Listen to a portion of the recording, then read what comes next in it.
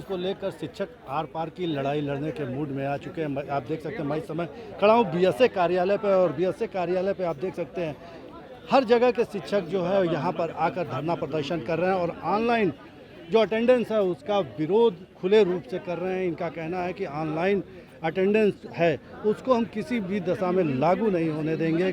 आप देख सकते हैं इस समय जो है महिला शिक्षक भी हैं और पुरुष शिक्षक भी हैं। कुछ महिला शिक्षक हैं, उनसे बात करना चाहेंगे कि आखिर आप लोग यहाँ पे क्यों आए,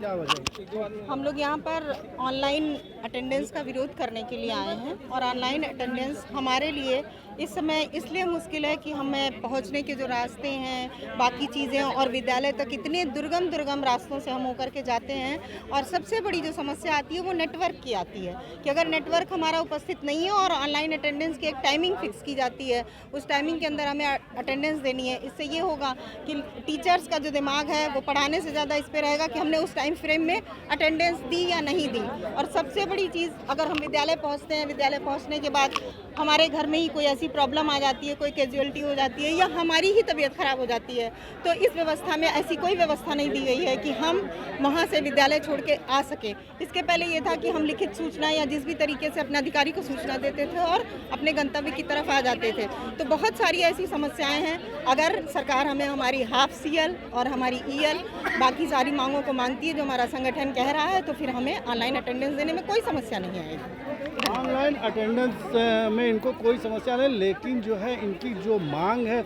उस पर विचार किया जाए। क्या वजह हुई कि आप लोगों को आज यहाँ आकर प्रदर्शन करना पड़ा? इस वजह से यहाँ आना पड़ा कि ऑनलाइन अटेंडेंस के हम लोग बिल्कुल विरोध में नहीं है और न ही डिजिटलाइजेशन के विरोध में। बस हम लोग ये चाहते हैं जो हमारी कुछ मांगे हैं वो पूरी कर दी जाए। जैसे क्या, कौन सी मांग? ये है कि आपका 15 CL, हाफ CL और 30 EL की व्यवस्था होनी चाहिए। सरकार ने आखिर कुछ तो कंप्रोमाइज़ किया हुआ है? कुछ भी नहीं किया है, कुछ कंप्रोमाइज़ नहीं किया है। गवर्नमेंट ने जो किया है वो धरातल स्तर में ठीक नहीं है, क्योंकि ऐसे जो स्कूल हैं गांव में हैं, बहुत दुर्गम रास्ते हैं, जो कि संभव नहीं हो सकता है। ऑनलाइन अटेंडेंस आप लोग चाहती हैं कि मतलब आप लोग जो चाहते हैं उसके आधार पर नहीं, वो भी कारण नहीं है। कारण ये भी है कि इतने सालों से ना इन्होंने समायोजन दिया, ना ट्रांसफ़र दिया, ना और कोई व्यवस्थाएं दी जो जहाँ जिस दूर दराज जगहों पे पड़ा हुआ है। तो जो विभागीय व्यवस्था है उसमें कहीं कोई परिवर्तन नहीं है, कहीं कुछ भी नहीं है। बाकी सारी चीज़ें तुगलकी फरमान की तरह हमारे ऊपर। जो ये 4G हम लोगों को सिम दी गई है ये बिल्कुल भी ठीक नहीं है। वहाँ 2G की सिम नहीं है, चल ही नहीं रही है, नेटवर्क नहीं आता हम लोगों के नेटवर्क ये पॉसिबल नहीं है। मतलब मेरे अनुसार धरातल स्तर पे पॉसिबल नहीं है।